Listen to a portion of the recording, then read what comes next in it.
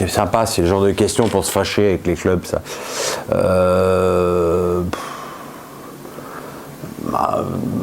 Je vais pas trop me mouiller, mais bon, c'est sûr que Bordeaux, Metz, Brest, Lorient me paraissent être des Reims, me paraissent un peu les équipes les plus menacées. Maintenant, on n'en est qu'à 14 journées et n'importe quelle équipe de ce groupe qui fera une bonne série s'extirpera des ennuis, mais je pense que les descendants sont dans cette liste.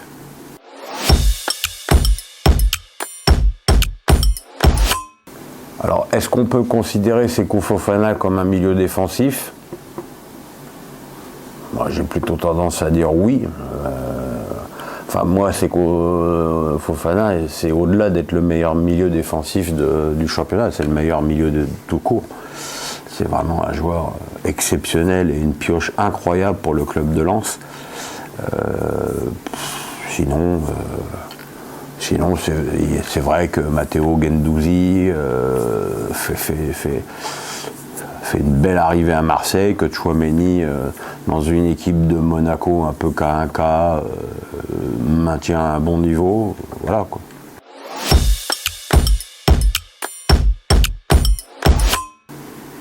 Est-ce que je pense que la connexion Neymar-Mbappé à Bordeaux trace la voie d'une prolongation de contrat ? Alors tu sais, le problème c'est qu'à chaque fois qu'Mbappé parle, ou même à chaque fois qu'Mbappé ne parle pas, on tire des conclusions. Quand il dit que le Parc est le meilleur stade, on dit voilà, il va rester au Parc. Là, la connexion avec Benzema, elle est évidente, mais voilà, il faut aussi profiter de ce qui se passe. Ce qui est évident, c'est qu'avant d'être un bienfait pour le Real, c'est un bienfait pour l'équipe de France.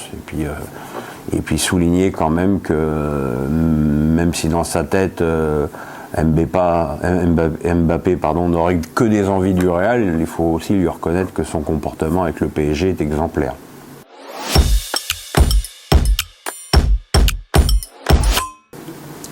Il faut réfléchir à une organisation. Hein.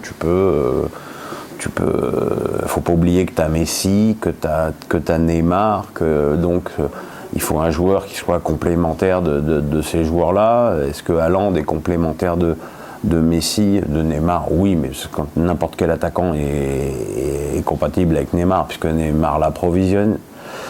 Messi, c'est un petit peu différent. Il faut peut-être trouver un joueur. Même si Messi n'est pas éternel au PSG, on peut penser qu'il sera encore là au moins l'année prochaine.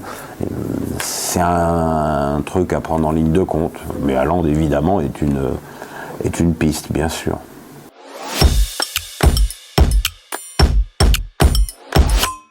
Les infos que j'ai, c'est que tu fais rarement 39 heures de garde à vue et que tu en sors sans être inquiété le moins du monde pour rien.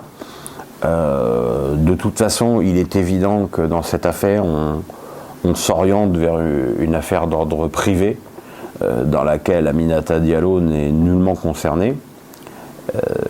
Mais au-delà des dégâts presque irréparables qui ont été commis contre cette joueuse, on va encore une fois s'étonner sur l'utilisation de la présomption d'innocence en France.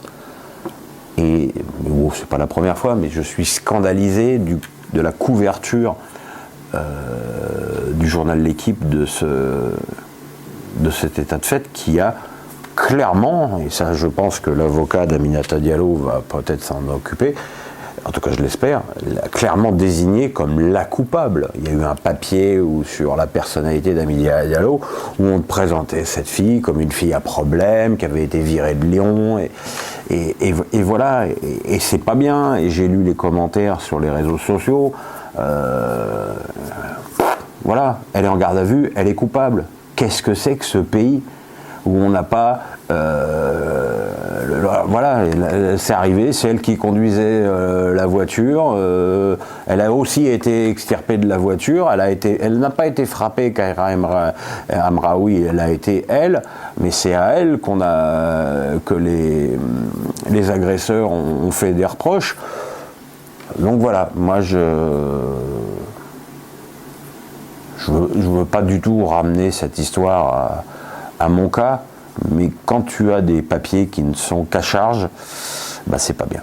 C'est pas bien, et j'espère de tout cœur qu'Aminata Diallo va revenir très vite dans l'équipe du PSG, parce qu'elle ne mérite pas ce qui lui arrive.